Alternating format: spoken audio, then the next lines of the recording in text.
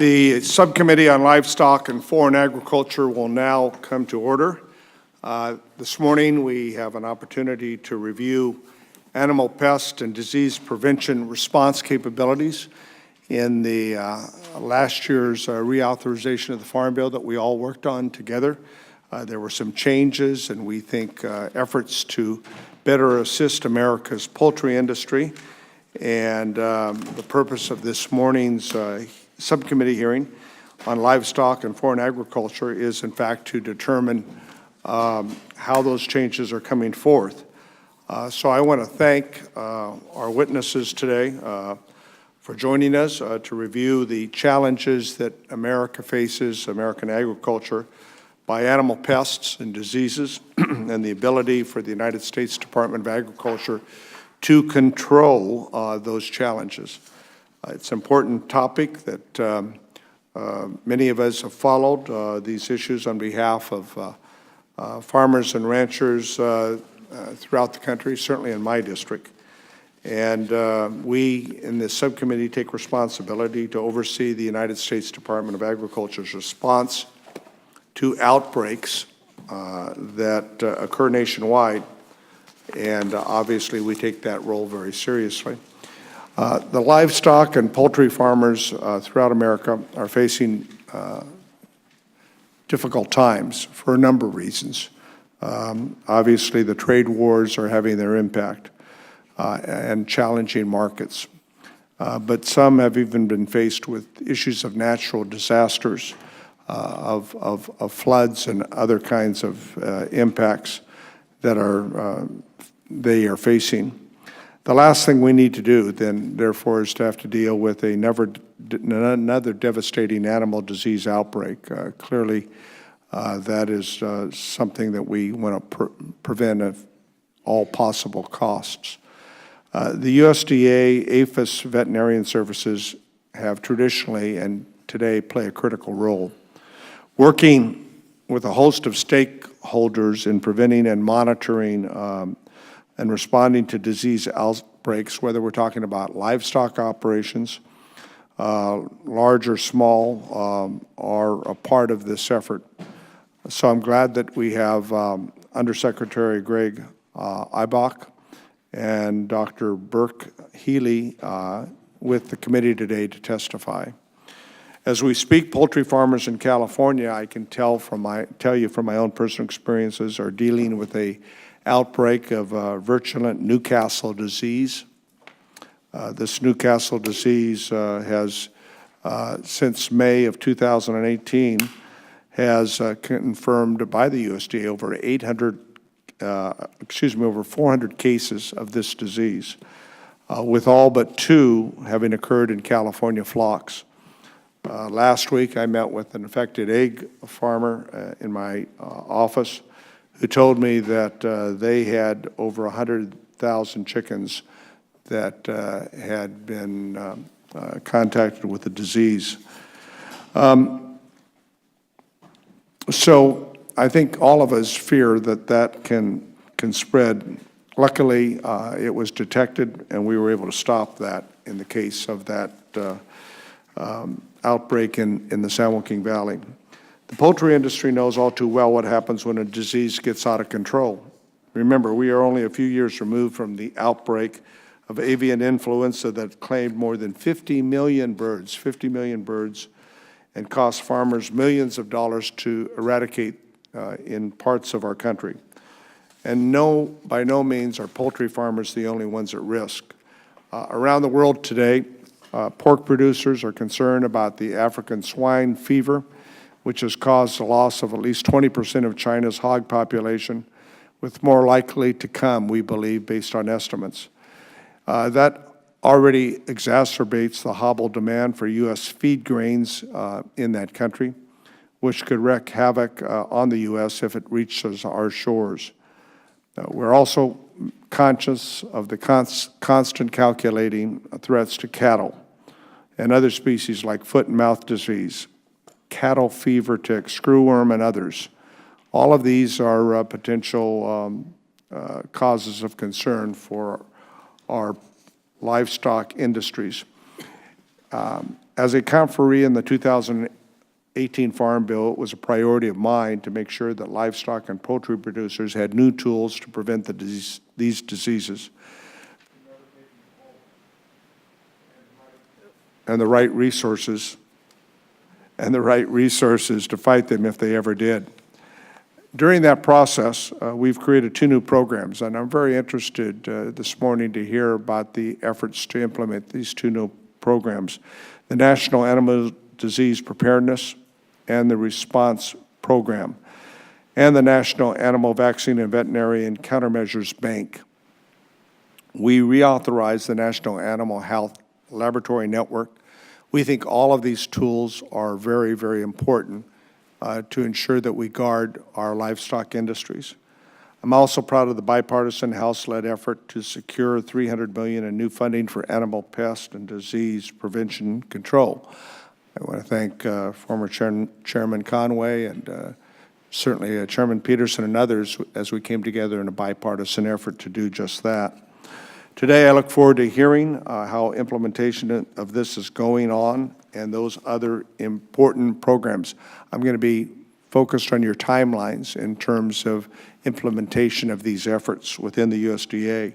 I want to hear more on the status of APHIS efforts to prevent and respond to threats that I've mentioned, as well as many others that keep America's farmers and ranchers up at night. If they keep them up at night, I can assure you they keep members of Congress up at night.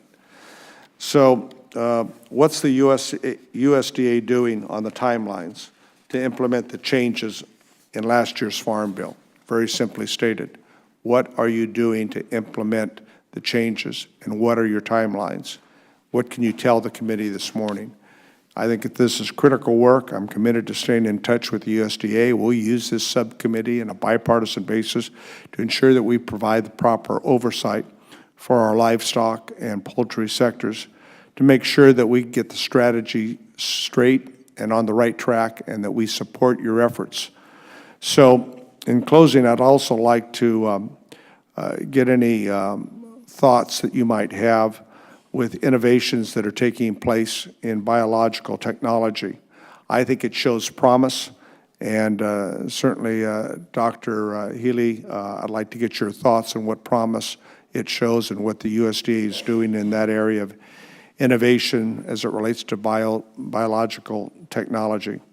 With that, I'd like to recognize the ranking member, distinguished gentleman from North Carolina, Mr. Rouser, for any opening remarks that he'd like to make. Thank you, Chairman Costa, for holding today's hearing to discuss the latest animal health issues affecting our nation's livestock industry and to review the U.S. Department of Agriculture's animal pest and disease programs. This is really a critical topic. I like to say that food security is national security, and there's no question that the animal agriculture sector faces pest and disease threats capable of devastating the rural economy and our nation's food supply, and I might add our general economy as well. In the lead up to the 2018 Farm Bill, this subcommittee held several hearings to discuss the known and unknown threats against the animal agriculture sector. Largely as a result of the effort of many of us here in the House of Representatives and the body as a whole, along with the hard work by USDA and the livestock industry, we made a historic investment in the tools necessary for USDA and its state government and industry partners to identify, diagnose, and respond to a potential outbreak as part of the 2018 Farm Bill. In addition to the new authorities provided in the Farm Bill, other provisions within the Animal Health Protection Act affords USDA broad authority to detect, control, and eradicate pests and diseases affecting the livestock industry. This robust animal health protection system will continue to be tested, and we must work hard to ensure that we rise to the challenge of combating threats like foot and mouth disease, African swine fever, avian influenza, PDV, and many others.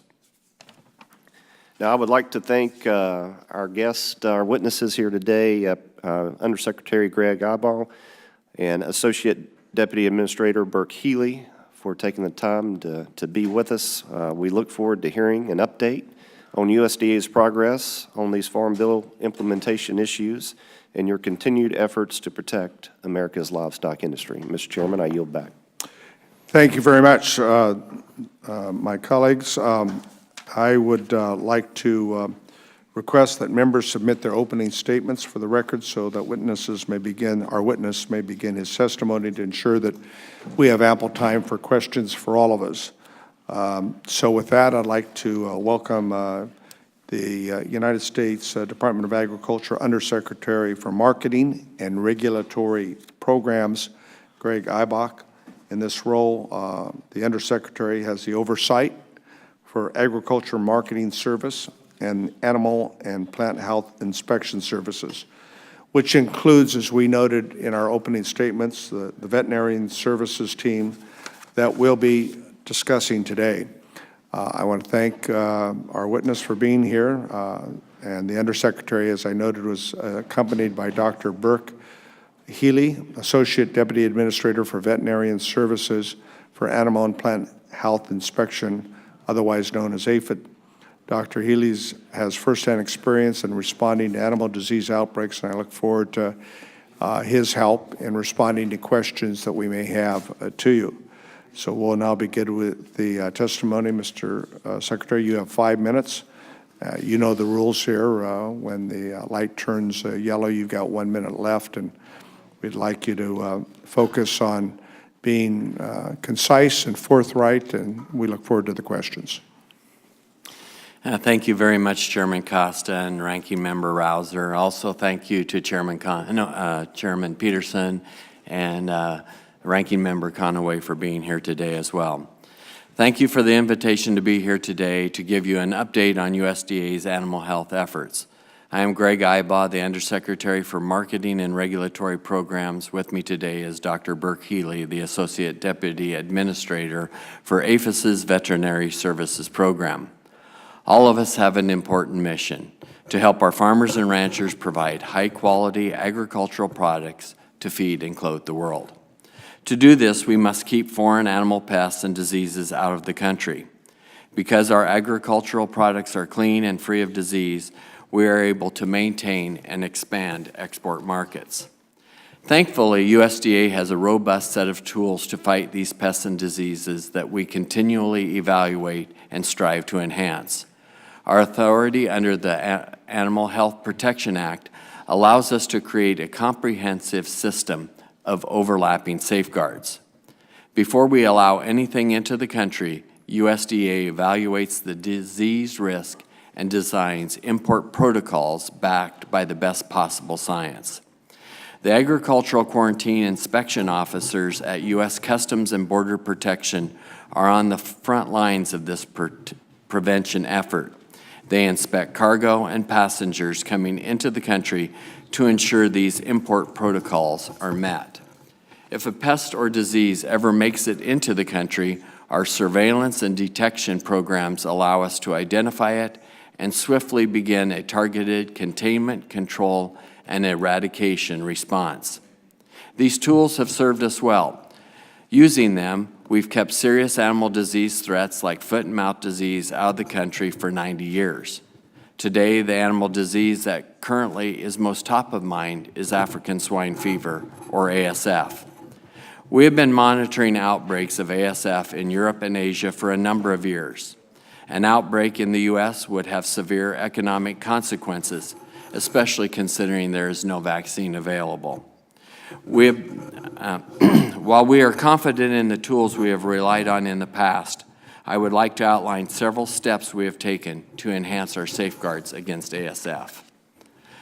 Aside from our longstanding import restrictions, we have worked with CBP to focus inspections on cargo and passengers coming from high-risk areas. We are training 60 new detector dog teams that help sniff out any illegally imported products carried by passengers or in cargo. We are working to identify high-risk pathways for illegal products, trace the origin, and shut down those pathways. Simply put, we find smuggled items, including meat and meat products, and take enforcement actions to prevent bad actors from continuing to illegally move product into the United States.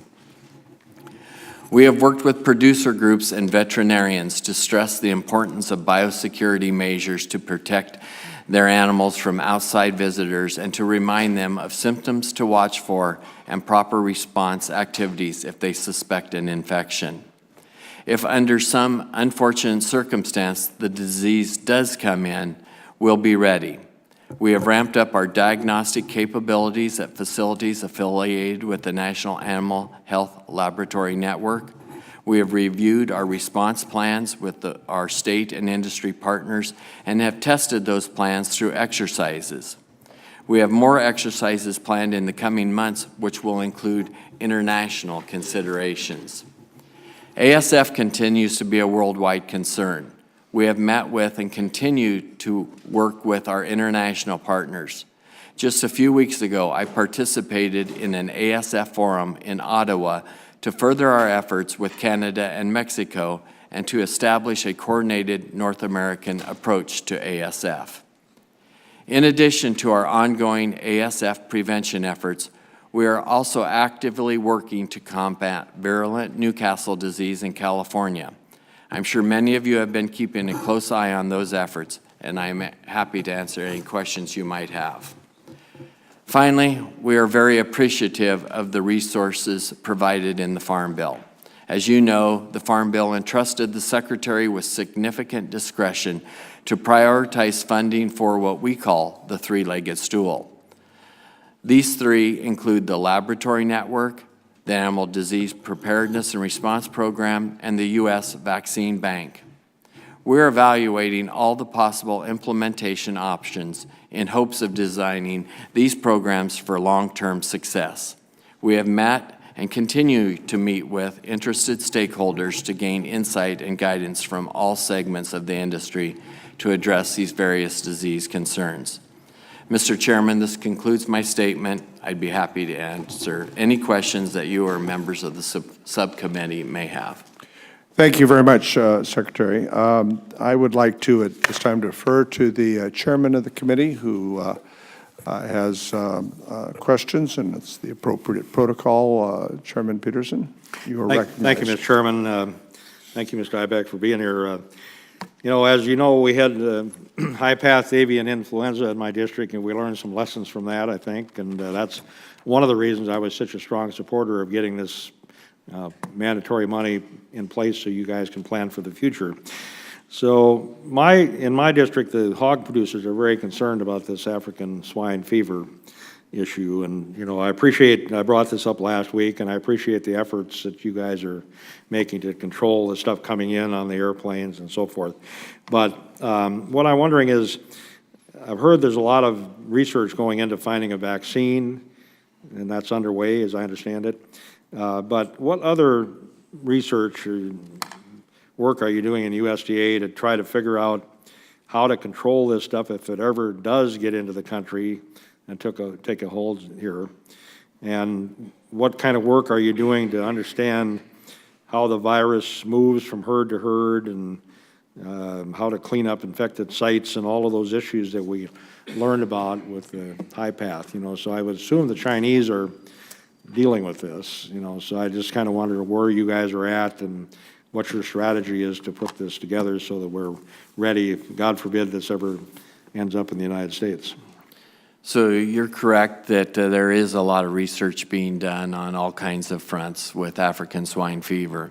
African swine fever has proven to be a tough disease to find a cure for or a vaccine for, and even to understand completely how we can decontaminate or disinfect a premises once it becomes present in that building or facility. On the vaccine side of things, we still believe we may be as long as 8 years from finding a vaccine that's effective. We're working on diagnostics right now in cooperation with Canada through ARS research to try to have different tools available to us to determine if the disease is present in a population. Just as you mentioned with high-path avian influenza, we learned at that time that biosecurity measures were key. And even though we thought we had good biosecurity measures in place, we learned as the the disease progressed, that maybe we didn't have quite the stringent measures that we needed to have in place.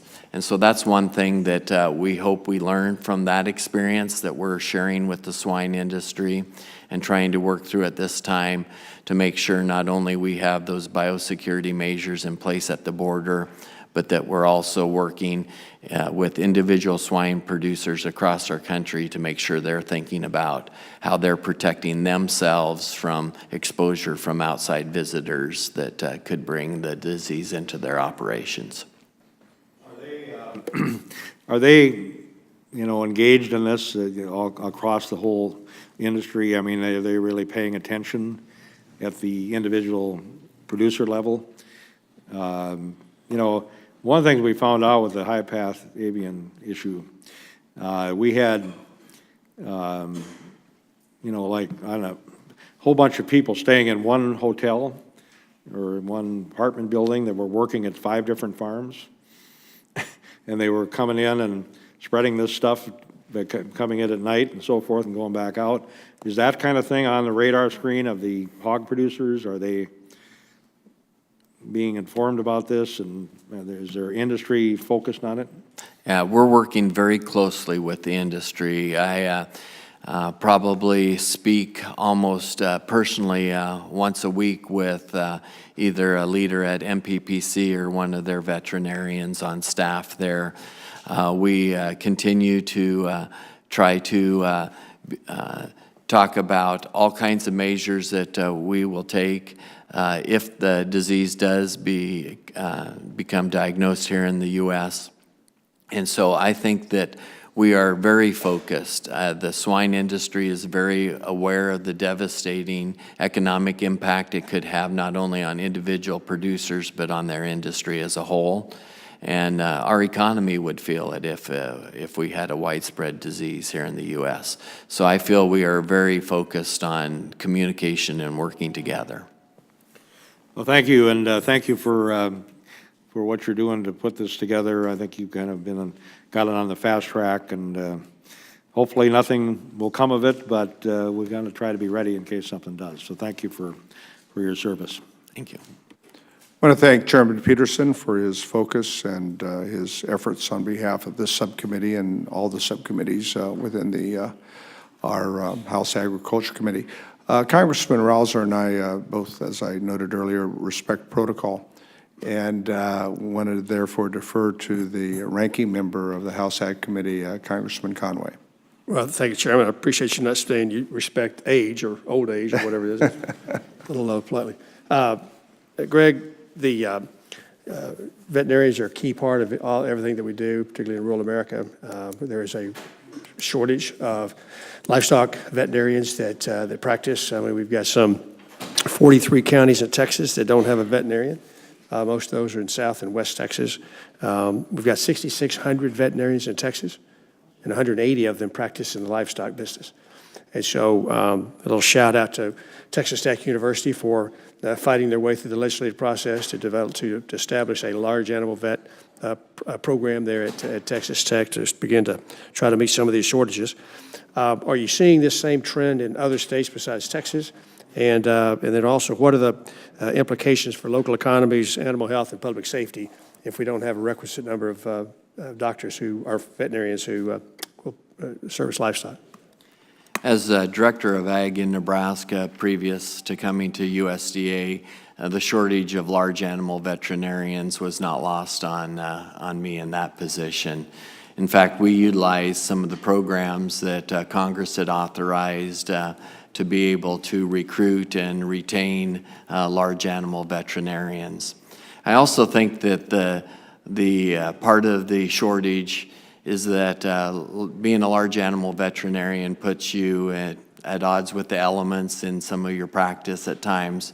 And some of the, as vet schools screen students to come into vet school, I think sometimes the students that are happy to be out on a ranch in blizzards or in cold weather or rain, sleet, and snow aren't the same students that are going to score a perfect score in organic chemistry or some of those disciplines that I think have gained more emphasis as in the selection process. And so I think in order to also help address the problem, not only the programs that Congress has authorized, but also an emphasis on aligning and selecting students that want to really be large animal veterinarians is important.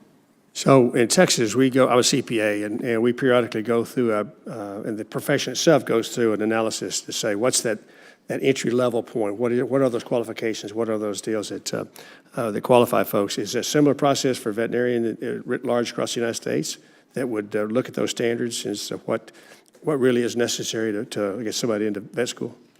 I think there's a lot of variation between vet schools. Obviously, Texas Tech has taken a focus and looked at large animal as a specific need and sought to prioritize that. I think in other areas of the country where small animals or urban areas where small animal practices are important too, maybe that same focus isn't in place. But I think that we need to look at the supply and demand of each category of veterinarian and try to see how we best meet that. I appreciate that. Back on the African swine fever and the vectors by which it gets here, I understand we import a significant amount of organic feed from China.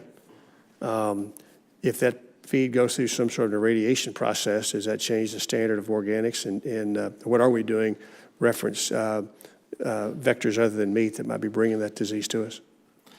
So organic feed and soybeans specifically has been an issue or an area of concern for quite a while. And so I actually on the AMS side have access to looking at those numbers of imports of organic products. And we've seen a real a downturn in the amount of organic products coming from China, especially in the feed grain side of and oilseed side of things. That's something that we also are working very closely with the pork industry on their concerns over that as well. And we had them in a few months ago and actually talked about 17 different areas of concern. Feed was one of them. As we look at trying to address the concerns in feed, we don't have the same science to analyze the risk there that we have in some of the other vectors that we are seeking to control. And the swine industry is highly dependent on some imports from China, especially in the micronutrient area, and so shutting down all imports of feed would actually hurt the swine industry. So we've agreed to work very closely with them on research to try to determine what, if we did take measures to address the concerns there, would actually be based in science, and what actions we would take that would make a difference. And at this time, in agreement with the swine industry, we haven't taken any additional steps. Thank you, Mr. Mr. Chairman, you go back. All right, gentleman yields back. As I said in my opening comments, one of the focuses this morning I wanted to do is to see where you are in terms of getting the programs up and running as soon as possible. Can you tell us what the timeline currently is with the National Animal Disease Preparedness and Response Program, as well as the National Animal Vaccine and Veterinarian Countermeasures Bank? So we believe at USDA that all three legs of the stool are important and play a role in the steps we're taking. No, I know you said that, but what's the timeline? And so we are prepared to be able to meet our expectations to invest at least the first $5 million in the preparedness effort before the end of the year. We're meeting regularly with not only the How about the Countermeasures Bank? The Countermeasures Bank, that's what we're meeting with poultry as well as swine and beef to understand how we might balance that. So you don't have a timeline there yet? We hope by the end of the year we might be in prepared to advertise or put out a RFP to And get and then what bids the on changes vaccines. that have been made to the National Animal Health Laboratory Network in the Farm Bill last year, where are you in terms of implementing those changes? So we continue to invest money in the laboratory network. Most recently, we invested money to be able to increase the capability of that lab network to test for African swine fever, and we're going to continue to evaluate where we can bolster that network. Well, I think many of us are hearing different things from the industry folks that are dependent upon that. What alarms me, Mr. Secretary, is that the President's budget request for aphid in the fiscal year 2020 does not show any overall increase in spending for the 2018 levels. That would be difficult enough, but in fact, it proposes to cut the National Animal Health Laboratory Network as well as other key programs within your budget. The point of these new authorities and funding was not to reduce the funding in existing areas or to replace your current work. So I guess I'm looking, and I think members of the subcommittee, what assurances you can give me that the new mandatory money you're getting from the Farm Bill will actually be used to improve our preparedness and response capabilities and not offset budget cuts in other areas. You know, you've been around long enough to know the President proposes and the Congress disposes. So we're working on the budget, but I hope that we're going to have a budget that allows you to implement the changes. As a livestock producer myself and a beef producer, I understand the importance of animal health at a producer level as well as at a regulatory level. We look forward at APHIS to being wise stewards of whatever. No, I understand that, but I mean, Congress and you're representing the administration. I get that, but the bottom line is I certainly don't expect you to do more with less. That wasn't why we made the changes last year. I understand that, sir. And those are the things we're going to keep coming back to you on this to see how that's going. Let me get a little local here. As I noted, we had the egg producers in here last week. Some folks got some nice omelets, I think. But one of my local producers complimented the USDA in response to the outbreak, but they were frustrated that in terms of the indemnities because of the avian flu losses that we had in California, that they were based on prices that didn't reflect the markets in California. Which were higher in terms of the reimbursement rates. Is there some way to make sure that indemnities better match market values? That's one of our constant struggles, and the indemnities is something that we've worked on to try to make them appropriate without making them attractive to have animals brought in to be able to take advantage of the indemnity. You know, when we look at production birds versus some of the exhibition birds that we're looking at, there can be a wide range in what producers deem the value of those birds to be. No, I understand there's a dispute, but obviously we would like you to work that out and so that the indemnity reimbursement is fair and equitable based upon regional markets, and that's the question there. I've also got a question with regards to foot and mouth disease, which is a huge concern for cattle, sheep, and pork. The recent Government Accountability Office made many recommendations on how USDA could improve your preparedness. What actions have you taken? To improve preparedness against foot and mouth disease? Right. I think that that's part of what we're ever looking at the border, how we work with CBP to identify countries that are of greater risk at perhaps being a vector for it to come into the United States. Chairman Peterson asked if I would yield, and I will obviously always honor the chairman's request. Just 10 seconds. I forgot to, on behalf of Mr. Vela and myself, we've been down looking at fever ticks in Texas. Would you give us an update? I think Mr. Vela sent you a letter, but I'd like an update on what you're doing with fever ticks and how it's going to play into whatever you're doing with this new agency. So. Yeah, fever ticks continue to be a pressure on our southern border, and we've worked very hard to try to maintain that permanent quarantine zone. I'm also pleased to report that with the change of administration in Mexico, I had the opportunity to meet with some of the leadership there, and they pledged support to try to do more on the Mexican side of the border, which would be very helpful if they help push back the fever tick populations from the border with what we want to accomplish there. Was the gentleman from Minnesota's question answered? Very good. All right. I now would like to yield to the ranking member of the subcommittee, Congressman from North Carolina, Congressman Rouser. Thank you, Mr. Chairman. Obviously, African swine fever is a big topic of concern, certainly in my state of North Carolina. You have a lot of pork production in my neck of the woods. Can you walk us through what would happen if ASF is found in Mexico or Canada? And then follow up to that, do we have a coordinated North American strategy with Mexico and Canada on this issue?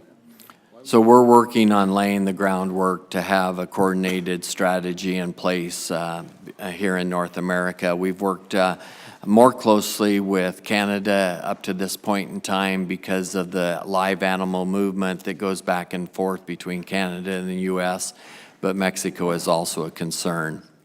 I think the first thing we would do if a disease was identified in one of those countries is after consultation with the CVO in that country, decide what animal movement we needed to limit or regulate until we were able to determine if they had controlled and contained the spread of the disease in order to protect our U.S.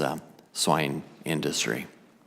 Do those two countries have the resources? Do they have the apparatus in place to address it adequately, or is it woefully inadequate? I think Canada has a very similar network in place that we have in the United States.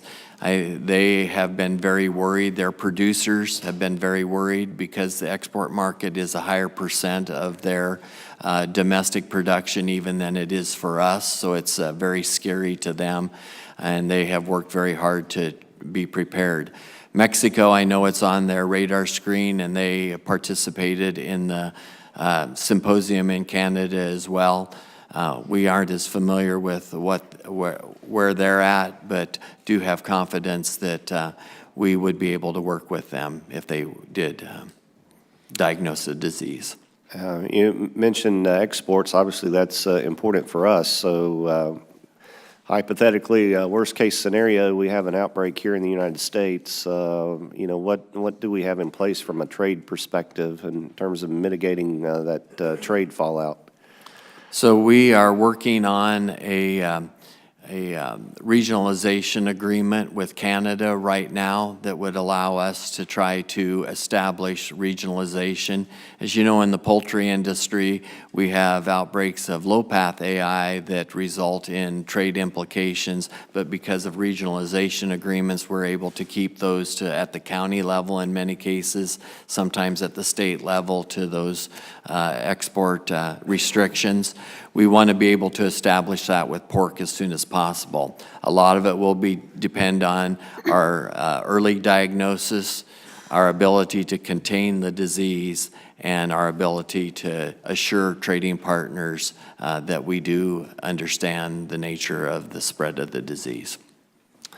Yeah, can you elaborate a little more on the surveillance measures that you have in place, not only for African swine fever, but the other diseases out there? What APHIS is doing in particular in coordination with state governments and private industry and others? So that is our major focus on surveillance, as well as being alert and vigilant for symptomatic expression of the disease is very much reliant on our state partners. And so we're communicating with them. Part of the hope in the disease preparedness portion of the Farm Bill that the Congress identified is to be able to work even more closely with those state partners to give them more tools to develop a network that we can rely on.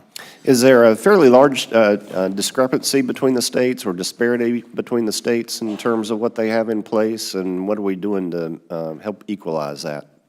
I think that the states have worked very hard, especially those states that have large livestock populations that rely on them and are economically dependent on the livestock industry. They've worked very hard to be prepared. USDA has worked very closely with them and continue to communicate with them to help them understand the importance of being prepared. We have had a number of exercises over the past decade, mainly focused on foot and mouth disease, but the principles are the same if we would have another disease. The same type of control and containment measures are universal. Thank you. Thank you both. Mr. Chairman, I yield back. All right, the gentleman yields back. The chair will now recognize the gentleman from New York, Congressmember Brindisi. Thank you, Mr. Chairman.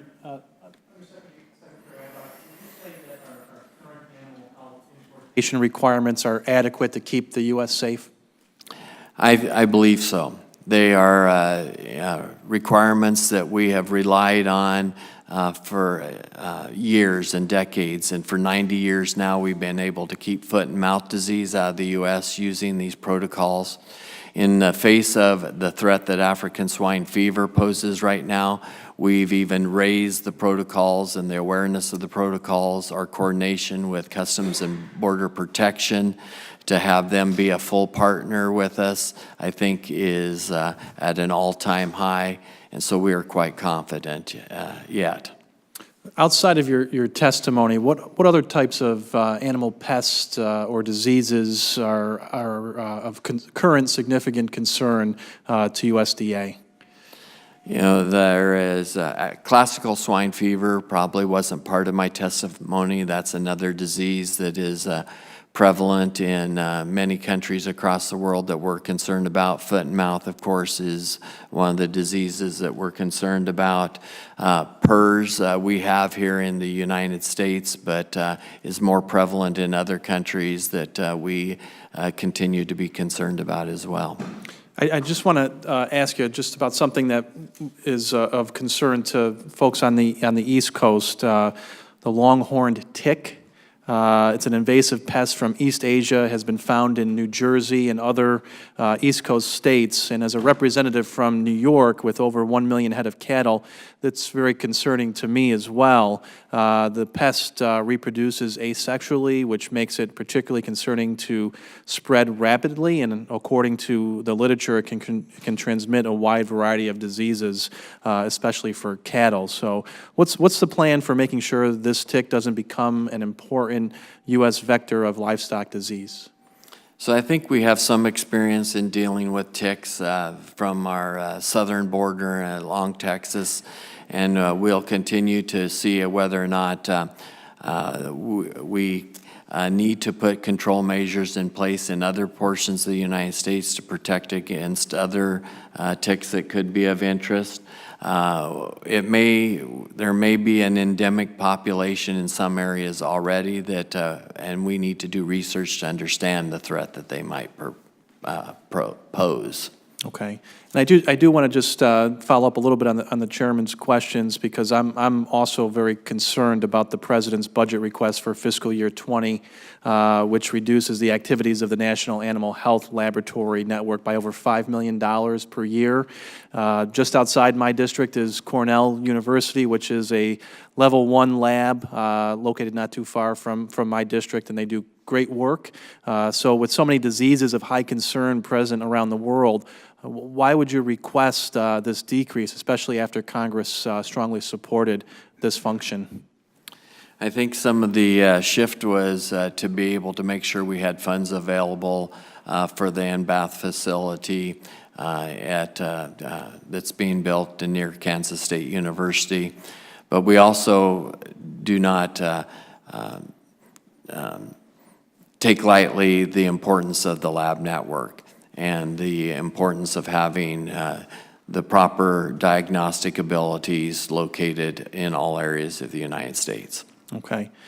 And just really briefly, can you comment on what you are doing to encourage veterinary workforce training and recruitment in critical fields? Because I'm hearing a lot about shortages throughout the country. Well, thanks to Congress, USDA has several programs available to it to be able to support especially large animal veterinarians. And we continue to work with states to be able to grant out those dollars and have them be effectively used. Thank you. Mr. Chairman, I yield back my time.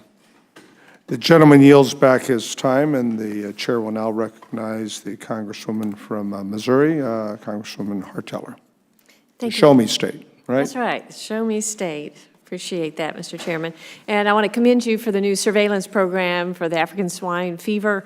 That's very encouraging and very, very important. And I was interested to hear about the dog teams that you have secured. I was just wondering, how long will it take to get them trained and ready, and when can we expect them at the ports?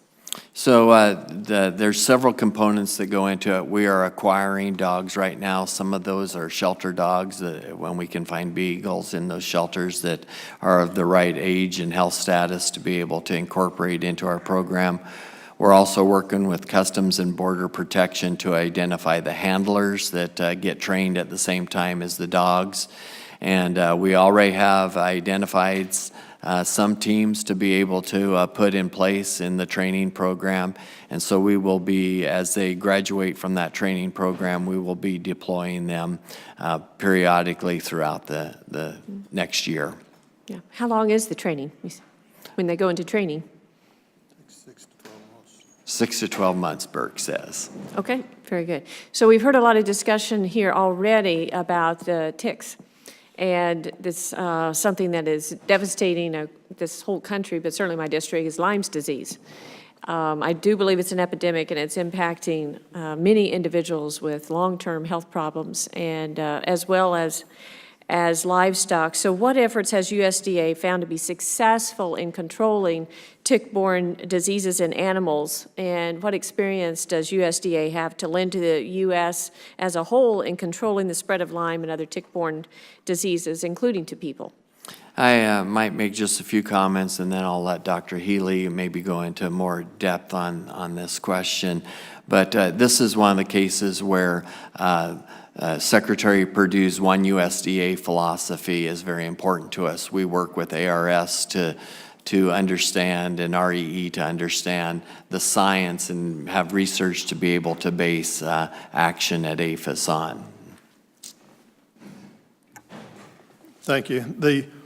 As you know, we've done several projects in the past, so cattle fever tick being the most visible one, where that tick was throughout the South and was pushed back to that small strip in Texas. So the challenge that we're having today is the tools that we've used and historically, organophosphates and other types of tools, and coming up with new mechanisms and new tools. And as Undersecretary just identified, we're working with ARS to develop new tools that we can utilize. Some of those are vaccines that we can use. There are novel use of current drugs that are out there that we can utilize, but even going into other types of materials that are not drugs, so essential oils and things of that nature have even shown some benefit. So trying to develop those better tools and tools for the future that aren't going to be challenged through the regulations of EPA and the other types of environmental issues that we can develop. Great. I have an entrepreneur in Missouri that has developed a nutrition supplement that can be added to feed for deer, domestic deer at this point, and it repels ticks, and he shows a lot of promise there. So I may visit with you back about that, because I think that may be something we can utilize. Just in the minute and a half left, I wanted to switch to the announcement last week that a Chinese firm has entered into a partnership with the UK-based livestock genetics company to bring to Chinese markets gene-edited pigs' resistance to the PRRS virus, and to also develop commercially available African swine fever resistant pigs. And since it's so hard to seek approvals from the FDA, it would place U.S. farmers at enormous risk and disadvantage if other countries can access these innovations, but U.S. producers can't. So can you detail what steps USDA has taken to engage with the FDA to make them aware of the needs of farmers? And has any work been done to try and find a more workable regulatory pathway so our pork producers and farmers have that same opportunity for those perhaps advanced genetics? I share your concerns that as we see the innovation being identified in many cases here in the U.S. at our research institutions, that we are seeing other countries as offering the pathway to commercialization. Horned dairy cattle are being commercialized in Canada.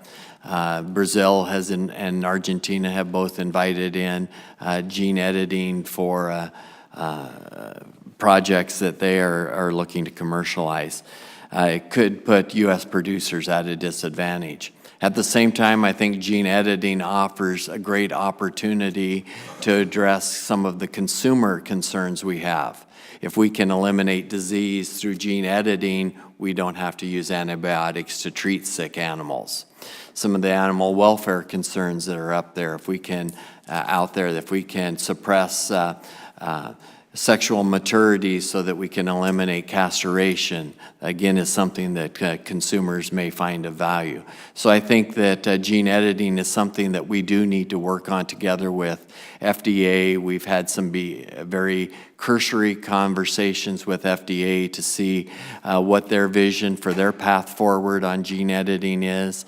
Perhaps there's an opportunity for us to work together with FDA to find a solution similar to the one we found with cellular protein, where we split that jurisdiction to work together to move it to commercialization faster. Thank you, Mr. Secretary. The gentlewoman's time has expired.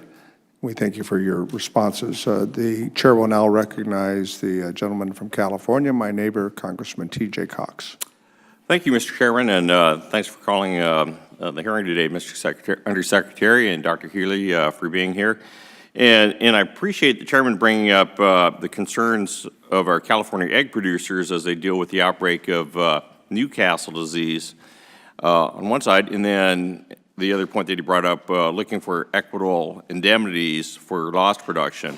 And as you well know, the disease is a major threat to our state's egg producers, and certainly once again want to reiterate the need to prioritize the response for eradicating this disease, and certainly to look for the equitable indemnity payments to better reflect the market value of our California egg prices, and certainly would like to see something. If you had something written about that to get over to the committee and to our office. And with specific regard to the outbreak in Newcastle disease, I heard during your testimony that the USDA recently tapped $45 million in existing funds to address the disease, particularly in California. And could you tell me just a bit more about how these funds are being used? When do you expect that they'll run out, if they will? And given these new resources, why do we continue to see additional cases of the disease reported weekly? So Newcastle, in that area of California, the three southern counties that are mainly our focus area, we've had a few outliers, but we've been able to crush those before they spread outside of the areas in Northern California, Utah, and Arizona. But it continues to be a problem in Southern California. We're partnering very closely with the California Department of Agriculture and the state vet. It is a joint project that we're working on together. In 2018, we supported the plan that California had in place to work through the problem, but we were unable to get our arms around it. So last fall, in cooperation with CDFA as well as with the national poultry industry, we determined that a more 2003 modeled program that was used back then when we had the last virulent Newcastle outbreak was appropriate. So we had some funding left in the high path AI category that with the permission of the National Poultry Industry, we moved $45 million of those dollars over to Newcastle. And so we've begun a way more aggressive approach to Newcastle. As we've taken that more aggressive approach, we're going to identify more positive flocks. Hopefully, as we identify those flocks and eliminate those flocks, as well as depopulate dangerous contact flocks in the area, we'll see those diagnoses go down over time. Great. And from what I understand is that the current USDA policy for virulent Newcastle disease, it calls for a fallow period with no paid virus elimination funding. And so the question, why would the USDA pay for virus elimination for avian influenza, but not for virulent Newcastle disease? So I'll ask Dr. Healy to address that question. So the challenge, as I'm sure you're aware of being from that area, is the neighborhood issue. And so we're finding very dense pockets of backyard birds, commercial birds, et cetera. And the fallow period is the way that virus moves, if we were to clean and disinfect and restock that premise, while the disease is still circulating in the neighborhood, they would reinfect themselves, and we just have a never-ending cycle. So we have to use the fallow period in order to have a break, if you will, in the disease cycle. Great. And Secretary, you mentioned with APHIS, you use the best available research to guide your decision-making. And can you share just a bit on how APHIS decides what research is done internally, and also share specific ways the agency works with other research areas at USDA, as well as universities and other external research organizations? I'll defer to... Sure.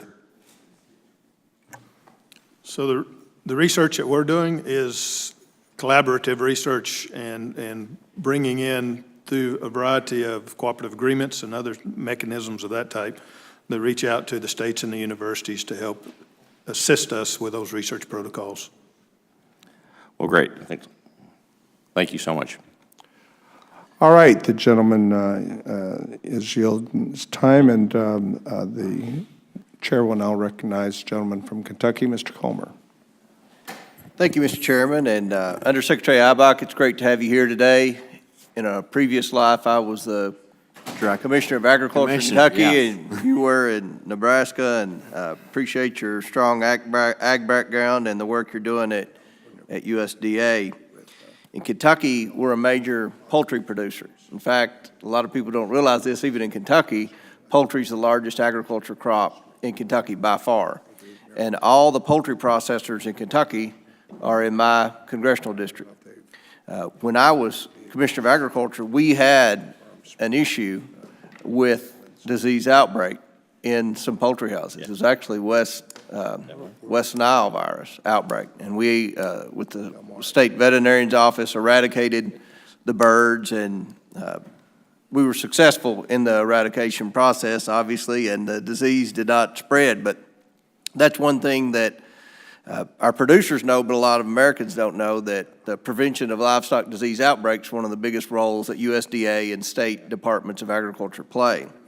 So to go along with what Congresswoman Hartzler was saying with respect to gene editing and disease-resistant animals, there's been a lot of roadblocks within the FDA from a regulatory standpoint to prevent this or to slow the process down. What are some things that we in Congress can do to get the roadblocks out of the way to where we can progress with this type of technological advancement? I think you have lots of options available to you in Congress. I know that as far as USDA is concerned, we are very optimistic about what gene editing provides for in animals. Earlier this year, or last year, a year ago in April, actually, the Secretary moved forward with talking about gene editing in plants, where USDA has full regulatory authority. and we announced that as if it was something that could be done through a normal plant breeding process, but we could do it with less generations or without losing yield or other benefits through gene editing, that we were not going to regulate that. And so that's very consistent with the path that much of the Western Hemisphere is using in plant biotechnology, and actually very consistent with where large parts of the Western Hemisphere are landing on animal biotechnology as well. Outstanding. My next question, I wanted to obviously give a shout out to the one of the livestock diagnostic labs in Kentucky is in my district. Murray State University has the brand new Breathitt laboratory that we're very proud of. I want to mention, as you know, but in the Farm Bill, we included enhanced funding for the National Animal Health Laboratory Network. I just wanted to say in my limited time that I look forward to working with you to see that these labs continue to succeed and stay at the forefront of playing that vital role of livestock disease outbreak. And I didn't know if you had any comments about that or anything that we can do to further ensure that these livestock diagnostic labs continue to exist and play the vital role that they serve in agriculture. You know, as Director of Agriculture, again, I had the experience of working with USDA cooperatively to make sure that, you know, our lab in Nebraska was successful. But I also think it's important that we have the capability to match the species that are prevalent in the different states across the United States. Not every lab needs to be able to do every test, but we need to have the capability to match up with the threat as well as the workload or species load that might be prevalent. I think that's part of the reason why as we evaluate the three legs of the stool and how to divide those investments between, there are competing priorities. There's also the need to be able to spread that initial investment that Congress made available over the first 4 years of the program and not exhaust it at the beginning and be responsible with that. So we are working very closely with industry, with universities to be able to understand how we make the right division of that funding to be able to have the greatest impact. Great. Well, thank you very much for your good work, Mr. Undersecretary. We look forward to working with you in the future. And Mr. Chairman, I yield back. The gentleman yields back, and the chair will now recognize the gentlewoman from Minnesota, Congresswoman Craig. Thank you so much, and thank you, Undersecretary Ibach, for being here today, and thank you to the chairman and the ranking member for holding this hearing. The livestock industry is obviously incredibly important to the economy of greater Minnesota, and obviously it's inextricably tied to animal health and disease prevention. In Minnesota, we rank #1 in the nation for turkey production and #2 in the nation for hog production. Thankfully, this committee demonstrated a commitment to animal health in the 2018 Farm Bill, and I look forward to hearing about your agency's plan to fully implement those programs in a timely manner. Mr. Ibach, as you know, in 2014 and 2015, high pathogenic avian influenza wreaked havoc on Minnesota poultry, resulting in the loss of over 9 million birds in Minnesota. The losses in birds, coupled with the impact on food processors, truckers, and consumers, totaled an estimated loss of $3.3 billion in economy-wide. What is your agency doing to prevent a similar outbreak in the future, and how do you work with relevant state and industry partners? What lessons learned would you share with producers to improve biosecurity, as you mentioned in your testimony? Yes, I think that that was unfortunately a great opportunity for not only USDA and states to learn a lot about animal disease outbreak, but try to learn from it as well. And so we have worked very closely with the poultry industry to help them understand the risk factors that may be contributed to the outbreak and the spread, the rapid spread of it, and try to help them understand and work with us as we try to help them increase biosecurity and prevention measures. Thank you. To shift to swine for just a moment, we all know that African swine fever continues to be an imminent threat, especially of concern to my pork producers. Obviously, it would be devastating to the economy if it arrived in the United States. Can you tell us a little bit more about the work you're doing abroad to work with China and address their likely underreporting of ASF? And how could this impact the global management of the disease? So as far as working with China, we have offered our APHIS veterinarians, we have international services officers in place in Beijing that do other important work on the import-export endeavors we have there, but we've offered them as technical experts to China. Up to this time, China has not accepted their assistance. We have reached out in Vietnam, and some of the testing that research that we're doing in conjunction with Canada with looking at diagnostics for African swine fever.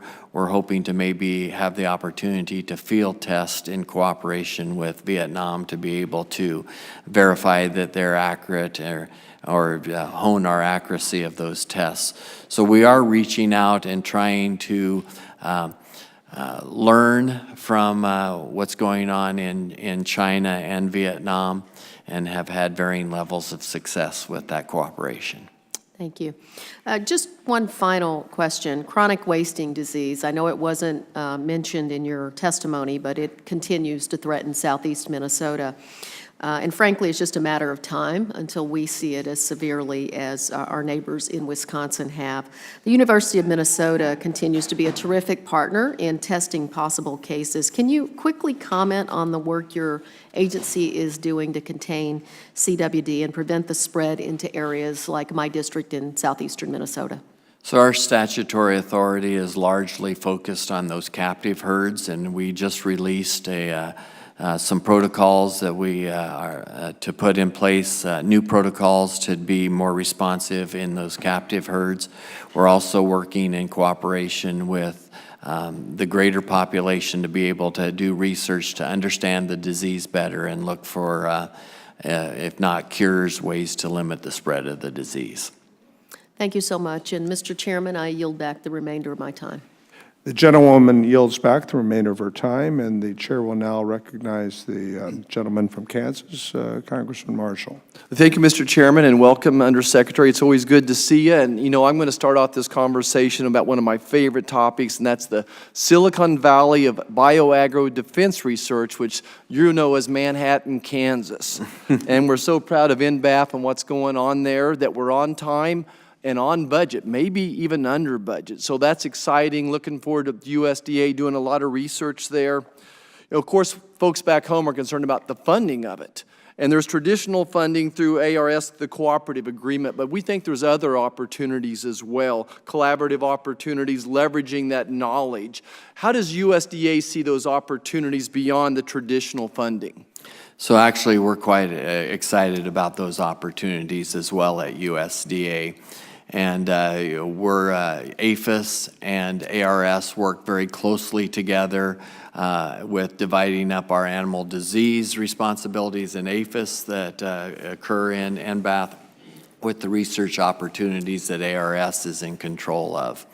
Actually, tomorrow, Mr. Crosswhite, sitting behind me, is going to go participate in the program that ARS is sponsoring, that we're bringing in biologics companies to understand how the biologics development module can be used to leverage that research to be able to determine how we can move that into commercialization as rapidly as possible.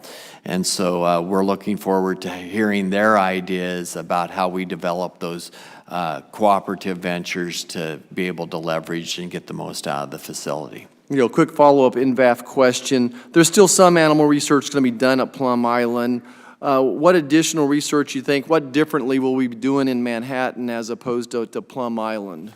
So Manhattan gives us the opportunity to have our first U.S. BSL-4 lab available to us, which means we'll be able to not only work on the important animal diseases that we've been working on, but we'll be able to work on some zoonotic diseases like Ebola that we haven't been able to do as much research on at Plum Island. So we're excited about the opportunities that provides. Great. Go into my lightning round here. Talk a little bit about the FMD vaccine bank just for a second. March 2019 GAO report stated the USDA will likely face significant challenges in pursuing its response goals of detecting, controlling, and FMD quickly. I went through several scenarios with folks back home. It's a tough challenge. So, what would be the plan moving forward to implement the FMD bank and get us where we need to be? So we're working right now to evaluate how we might get the most bang for each dollar invested in a vaccine bank. As you know, that vaccine has an expiration date of about 5 years, so we're looking at models that might allow us to be able to purchase and then sell back the vaccine, and we're working with companies to understand that. Actually, not only important is the vaccine, but also disease traceability and understanding and identifying where the disease might originate to be able to control and contain it. And that's somewhere else that we're partnering with Kansas right now on their traceability project to be able to help us. We're familiar with that. Let's move on to African swine flu virus just for a second. Of course, we're all concerned that we let some type of feed come into our country. That's very upsetting. It would seem to me if it went the opposite way, if we had infected feed come from the United States to other countries like China, they'd probably lock us out of their market. So I hope we have a strong enough response to that. How are we doing on false positive, false negatives for testing, and what are we doing for follow-up on positive samples? I'll let Dr. Healy answer that question. So the testing protocols that we've used, we've essentially found 0 false positives. Wow. In our CSF type test. And the ASF that we're rolling out, that protocol is essentially the very similar protocol, very similar testing. So we don't anticipate enough, or we don't anticipate many of those. If we do find them, then of course we'll follow back up with additional subsequent testing and in that screening test. Great. Just to move on quickly, the gene editing versus an animal drug remains a big concern to folks in Kansas. I associate myself with remarks made by Congressman Hartzler, Mr. Comer as well. You've already answered that, but I just can't tell you that we've only had one food animal gene editing situation approved so far, so they're not responding to our needs. Something different has to happen. I think that USDA is probably the place. I don't think that gene editing is an animal drug. And finally, I have a question I want to submit for the record for the veterinarian biologics regarding funding, adequate funding for that research projects as well. Thank you for having me, Mr. Chairman, and I yield back. The gentleman yields back, and the chair will now recognize the gentleman from one of the nice parts of California on the Central Coast, Congressman Carbajal from Santa Barbara. Thank you, Mr. Chairman. Mr. Ibeck, as we've seen in recent months, disruption in vital export markets have caused American farmers, including farmers on the Central Coast that I represent, severe economic drawbacks that may continue to do harm to our agricultural economy for years to come. Undersecretary Ibeck, you said that part of your mission is to protect and preserve open markets for U.S. agriculture products. Given the negative impact that the President's trade war is having on American farmers, keeping markets open is very important. What are the current priorities for APHIS to help facilitate trade for U.S. farmers and ranchers? So APHIS's responsibilities in trade are largely focused around the phytosanitary and sanitary restrictions and agreements we enter into with other countries around the world. As we've seen the difficulties with China emerge and remain in place, we've looked for opportunities to reach out to other countries around the world to be able to break down those sanitary and phytosanitary barriers and create new markets in other countries. Do you find that we're being successful? Yes, we're having some luck. We're making real advancements on the on the PPQ side, the plant side, not necessarily the subject of today's hearing, but we are making progress with many different products. Great. In your testimony, you highlighted multiple instances when APHIS animal health functions was successful in combating potentially devastating disease from either spreading or entering the United States. APHIS' role in proactively monitoring animal health across the world is essential to supporting safe imports and exports. In what ways has APHIS elevated the importance of biosecurity to protect U.S. livestock and the poultry industry? So you're very correct. We constantly are monitoring disease levels around the world. We do that out of our Fort Collins facility there. And so as we identify potential threats, we evaluate the risks they pose as far as either trade or travel of commercial passengers. And then we work with Customs and Border Protection to be able to make sure that we have them aware of the risk that we perceive and try to eliminate and combat that. Thank you. Mr. Chairman, I yield back. All right, the gentleman yields back, and the chair will now recognize Congressmember Bacon from the great state of Nebraska. Thank you, Mr. Chairman. And I just got to point out, Undersecretary Eibach is one of our favorite sons of Nebraska. We're proud of him. We're proud of what you're doing in the administration and how you're serving our country and our agriculture. I assume you say that as a friend. As a friend, yes. Then you get ready for the hard question. No. Now, if I may, first of all, I just thank you for your testimony on Asian swine fever and foot and mouth disease. I think they're very informational, especially on the Asian swine fever, that we don't really have a known counter or a vaccine for it. Do you need any more? Do you have adequate research dollars that we can put more towards Asian swine fever, since we don't have anything to counter it right now? Is there anything more that we can give you, or what tools can Congress help you with in this regard? I think that's one of the things that we're constantly working with ARS to be able to identify those priority items to be able to shift research dollars into. We also work cooperatively with other nations and universities to be able to augment each other's research in those areas. You know,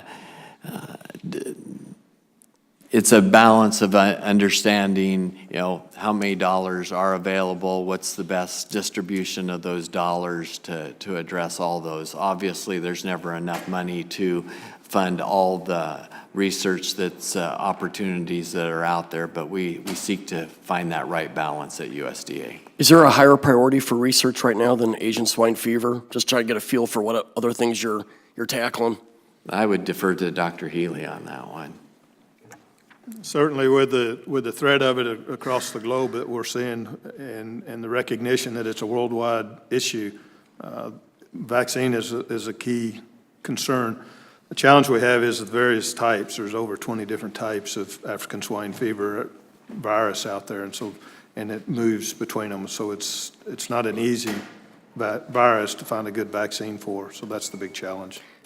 Regarding a foot and mouth disease, it also has a lot of different variants. We're much farther along, am I correct, when it comes to identifying a vaccine?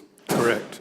So we have, in that one, there's multiple different vaccines for each of the various strains. And as was mentioned earlier, we're reaching out to Asia to try to get some of those strains of that virus so that we can determine how that one plays into what's in Europe versus what's in Africa. You know, I served in the military for about 30 years, and when we look at a new weapon system, we try to project when is an operational date of such a system or a unit. What is the estimated operational date for the foot and mouth disease vaccine bank? So we already have a North American vaccine bank that is in operation right now that has some vaccines available for us. So today we would have, with a limited outbreak, a vaccine available to us. We hope by the end of this year to be putting out an RFP to be able to start the base for the U.S. One that was funded in the 2018 Farm Bill. Is there any other tools you need from Congress when it comes to foot and mouth disease? Are we giving you adequate resources? I think the current disease prevention and surveillance programs that USDA had in place, augmented with the programs that came in the 2018 Farm Bill, give us a great set of tools to be able to invest across the board, and I think they are sufficient at this time.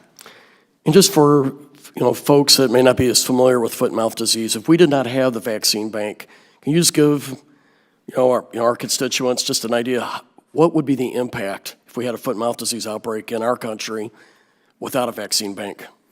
So the vaccine bank gives us some great tools. Of course, the impact of foot and mouth disease, if it does present itself in the U.S., is going to be based largely upon how it presents itself.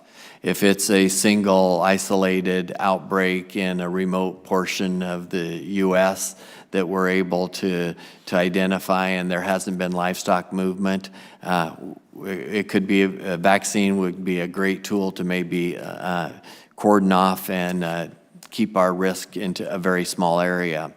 If it is diagnosed in a sow unit that is sending feeder pigs to multiple states over the course of a week, it could be a very different outbreak to be able to control, contain, and manage, and have a very different impact on the livestock industry. Well, my time's expired, and thank you, and Mr. Chairman, I yield back. The gentleman yields back. The chair will now recognize a good friend and a person who represents that same nice part of California, the Central Coast, Congressman Panetta.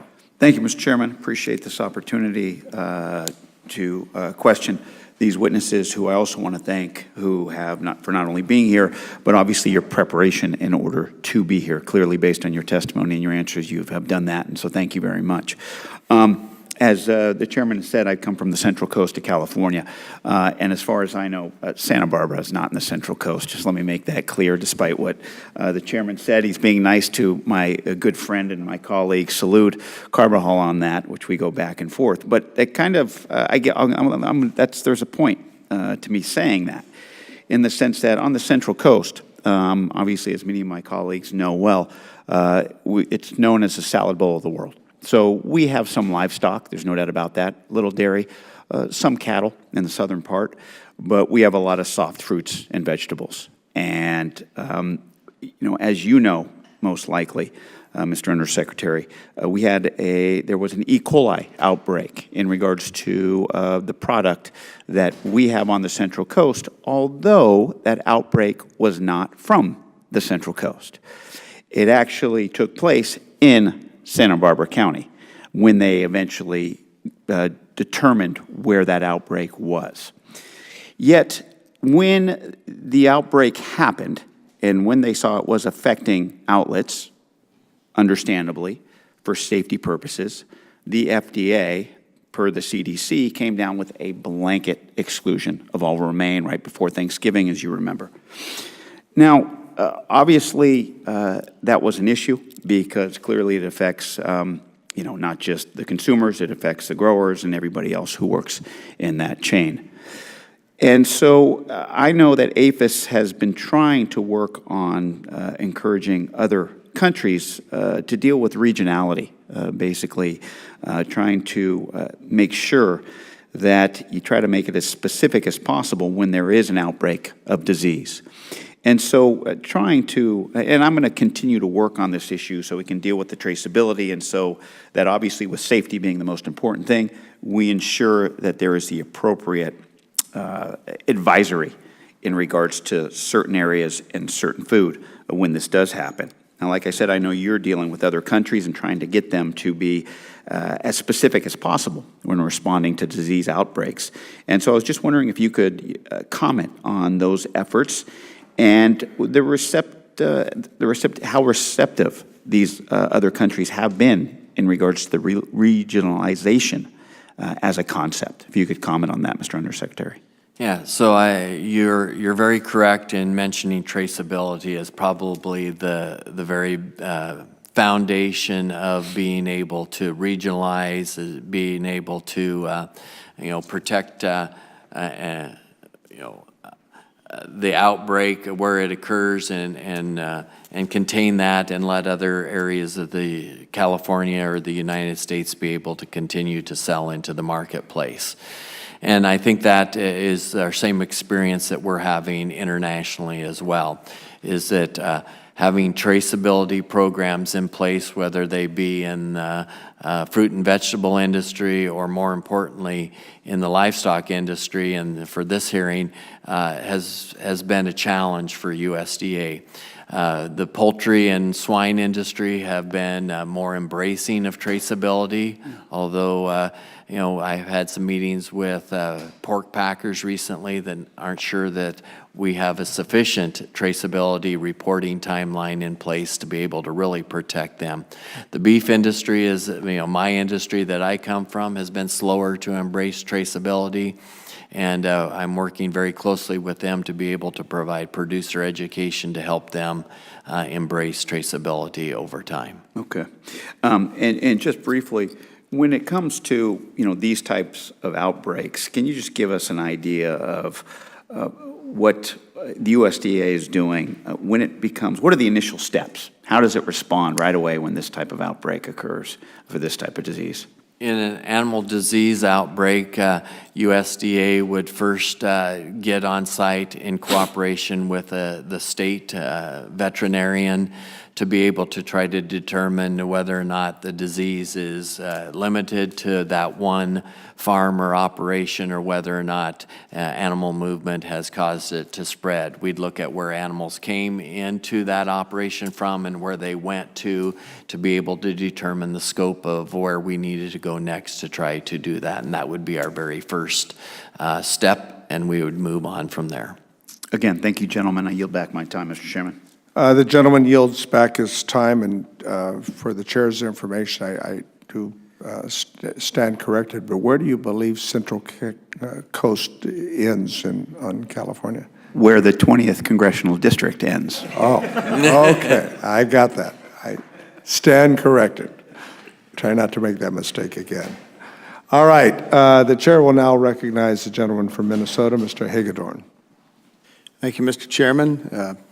Ranking Member Rouser, appreciate your testimony, Undersecretary. Thanks for being here. I represent the southern part of Minnesota, the 1st District, and we heavy livestock production, #2 in the country for hogs, and also have a lot of poultry production, especially turkeys.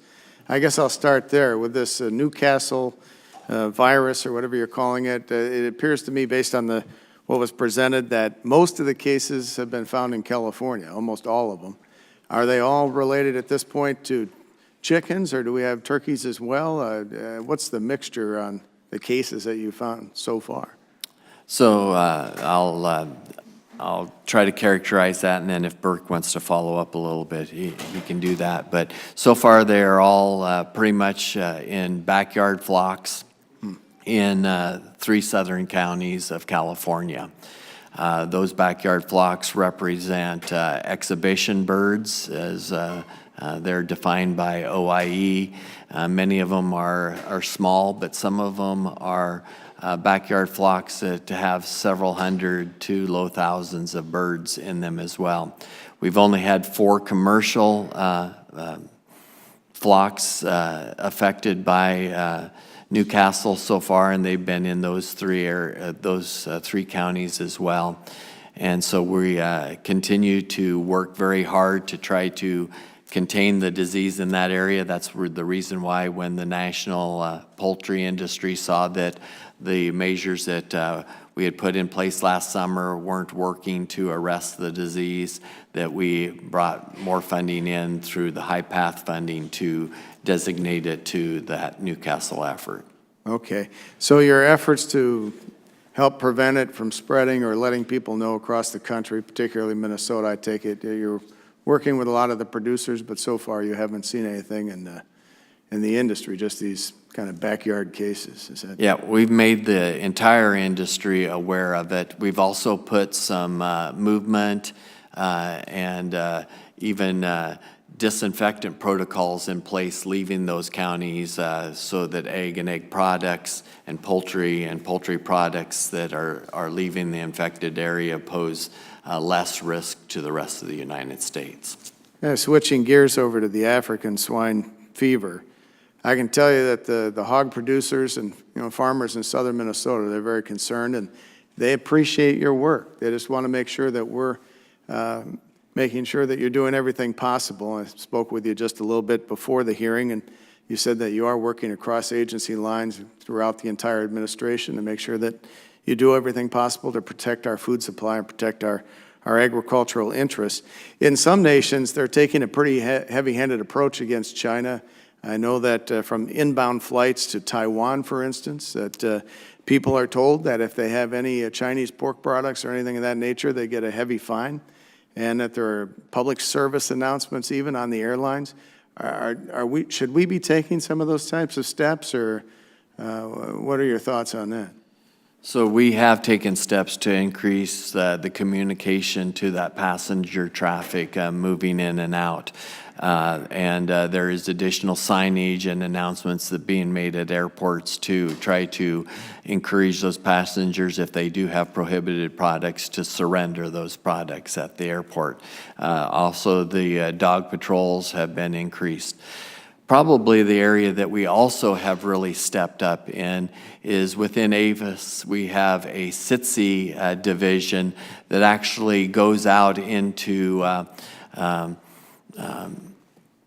ethnic marketplaces looking for prohibited products. And so we have focused now on looking in those ethnic marketplaces that might be bringing in products from high-risk countries. In some cases, we've identified these products that have been smuggled into the U.S. We then do investigations to figure out how they were smuggled into the U.S. And so some of the announcements that you've heard from Customs and Border Protection about cargoes that have been intercepted that have these prohibited products have been a result of those investigations out into the country and the follow-up from those. Very quickly, maybe you can answer this for the record. So we obviously don't want it coming directly into the United States, and we work very closely with our trading partners to the north and south, Canada and Mexico. And they have some significant hog operations as well. We don't want it there either. We have a relatively porous border, I would say, especially to the south. Would make it much easier to get it in the country. Are we working with our trading partners? And if you don't have time, I don't want to take up the committee's time. Maybe you can answer that for the. We're working very closely with both Mexico and Canada. Thank you. Gentlemen, time has expired, and we have a wonderful arrival of the gentleman from Pennsylvania, Congressman Thompson. Chairman, thank you so much. You're kind. I appreciate it. I apologize for. Always glad to have you here. Well, right on time. Right on time, I guess, from some perspectives, but I wish I could have been here for other questions when I just came from the floor. Mr. Secretary, good to see you. Thank you for your leadership and your service. Much appreciated. A couple items I wanted to touch on. As you know, Section 7209 of the Farm Bill provides high priority status for specific research and extension initiatives, and I was pleased that we were able to get into the Farm Bill designated chronic wasting disease in that Farm Bill that was signed by the President mid-December of just this past year. Can you describe what we can expect with research on this disease? I will start to answer that question and let Dr. Healy finish it. But as you know, APHIS's responsibility are focused on those captive herds, and we work closely with their state wildlife agencies on the wild populations. We recently released some new protocols for those captive herds that we think are going to help us. Burke will maybe elaborate a little bit on the research that we're doing to try to identify how to maybe, if not find a cure for the disease, at least try to manage the spread of the disease. So a couple things that we do. One is to build a bank of tissues and materials. So when we have an infected herd, We go through that herd and identify the animals that are positive, negative, and collect tissues from all them, establish that bank, and make that available to researchers so they can come in and ask for that material, and they actually know that they're looking at lymph nodes or blood or whatnot from an infected animal versus exposed animals, et cetera. Additionally to that, we're working with the industry to come up with other techniques to try to prohibit the disease and learn about the disease. There's some disease resistance and genotypes and things of that nature that show some promise. Right now it's more in whitetail. We're also looking at live animal testing and other mechanisms and more rapid testing. So a variety of diagnostics and hopefully developing eventually genetics and some prevention techniques as well. Very good. I appreciate that. Certainly my priorities. And for those who don't know, obviously this impacts cervids, and that includes, it's not limited to, but certainly in Pennsylvania, it includes our white-tailed deer population and our elk herd, and really can be devastating economically, and not just to our deer farms, but obviously to our wild herd. So a couple of my priorities I'd like to see us just keep in mind. You've already kind of mentioned them, and Dr. Healy, in your testimony. One is that we need to come up with a live test.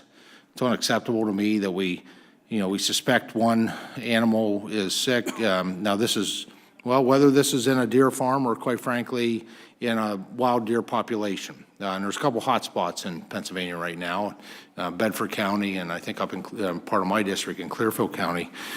The fact that we call a herd and then we test them and find that most of the ones, thankfully, were not sick. Unfortunately, they're all dead because of in calling the herd. And so a live test, I think, would be just a tremendous service for both.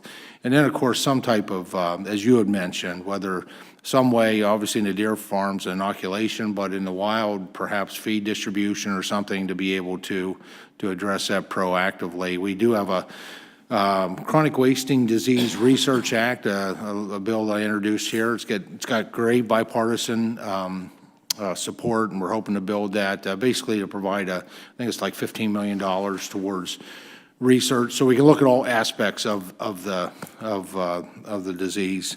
Undersecretary, thank you again for coming to Harrisburg last year in the middle of the beginning of January, when it's always not necessarily warm and balmy. That was a really cold day. That was a really cold day. And that's for our annual farm show listening session. It was great having you there. Actually, your presence here was so monumental in terms of having us, because since that session, we've seen additional resources from USDA to help Pennsylvania deal with the spotted lanternfly, which is just devastating to fruit trees, grapes, hardwoods. Do you have any update on USDA's efforts to help suppress this particular invasive species? We're continuing our partnership and working with Secretary Redding. Are you Commissioner, Secretary, or Director? I can't remember in Pennsylvania. Secretary Redding, to be able to invest some additional USDA funds. Kevin Shea, the administrator for APHIS, was up with Mr. Secretary Redding as we kicked off this year's efforts, and so we continue to want to work cooperatively with Pennsylvania. Thank you very much. Thank you, Chairman. Well, we thank you and for your contributions, and the gentleman's time has expired. And now, before we adjourn, I want to recognize the ranking member for any closing remarks that he may want to make. Well, thank you, Mr. Chairman. I appreciate you holding this hearing, and really enjoy working with you on these issues. And I really appreciate our two witnesses for being here today. This is a really, really important topic, disease prevention and surveillance. And I can't tell you how important it is from the standpoint of my constituents back home. Of course, you readily know that and understand the importance to our agriculture sector. And as I said during the course of my opening statement, food security is national security. It all goes hand in hand. So thank you for being here. Appreciate your testimony and answering the questions the way you did. Very informative. Mr. Chairman, I yield back. All right, I want to thank the ranking member for the contributions that he has made, and staff, both the minority staff and the majority staff of the subcommittee, for the good work they've done. Mr. Secretary and Doctor, I want to thank you for your testimony today. I do want to note, as we discussed in a lot of questions that were asked by the subcommittee members in terms of the USDA's preparedness, that while the $5 million for the implementation of the National Animal Disease Preparedness and Response Program and your goal to have that implemented by the end of this year, I think is positive. We're going to stay on you on that because we think it's important. That's why we did that. I'm still not really satisfied, frankly, with the answer or the vagueness of the answer on the National Animal Vaccine and Veterinarian Countermeasures Bank, and we will follow up there. And as we noted earlier, the President's budget as proposed, I don't think is going to allow you to do what we've tried to change in last year's Farm Bill. And so hopefully the Congress will come together in a bipartisan budget that we ultimately send to the President that will give you the resources to do what I think is needed for America's agricultural industry as we talk about the needs of the livestock industry throughout the country. And of course, they were highlighted here today, and we'll follow up on that. And we wish you the best and continued cooperation by all of the members of the subcommittee. When we work together, we get things done on behalf of American agriculture. Please give Secretary Perdue our regards, and we look forward to continuing this work. The subcommittee's hearing now is adjourned.